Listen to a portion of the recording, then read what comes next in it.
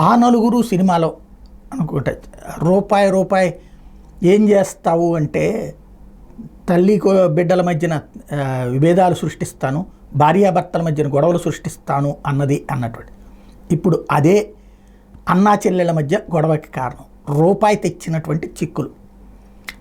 అన్న రూపాయి సంపాదించుకున్నాడు, మా ఆయన వ్యాపారం చేశాడు, అన్న వ్యాపారం చేశాడు, అయితే మన ఎక్కువ సంపాదించుకున్నాడు కాబట్టి అందులో వాటా నాకు కావాలి అంటుంది చెల్లెలు షర్మిల. నేను ఇద్దామనుకున్నాను కానీ ఆస్తికి సంబంధించిన దాన్ని ఓ పక్కన తీసుకుంటూ మళ్ళీ నాకే దెబ్బ కొట్టేటటువంటి రాజకీయం చేస్తానంటోంది కాబట్టి ఇవ్వనంటాడు జగన్మోహన్ రెడ్డి. వెరీ సింపుల్గా చెప్పాలంటే షర్మిలకి వాళ్ళు డబ్బులు ఇచ్చేసాడంటే దాన్ని పుచ్చుకుని రేపు పొద్దున పార్టీని బలోపేతం చేసుకుని జగన్కే దెబ్బ కొట్టే ప్రయత్నం చేస్తుంది. కాబట్టి ఇంతకుముందు ఇద్దామనుకున్నాడు కూడా ఇప్పుడు ఇవ్వమని లీగల్గా లేదా సివిల్ ఆస్పెక్ట్లో వెళ్తే 5 పైసలు కూడా రాదు అమ్మాయికి. తండ్రి సంపాదించిన ఆస్తిలో వాటా వస్తుంది కానీ తన పేరుతో జరిగిన వ్యాపారాల్లో వాటా 5 పైసలు కూడా రాదు.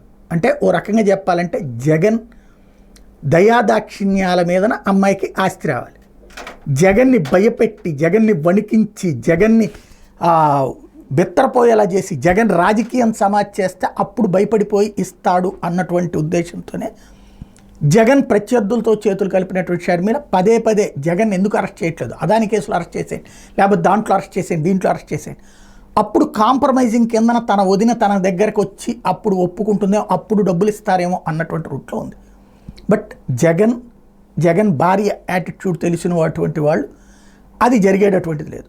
ఇక్కడ షర్మిల ఆస్పెక్ట్ అయితే జగన్ని జైల్లో పెట్టించి జగన్ దగ్గర ఉన్నటువంటి ఆస్తి తీసుకోవాలి అన్నటువంటి ప్రయత్నం సాధ్యమా, భవిష్యత్ తేల్చాలి.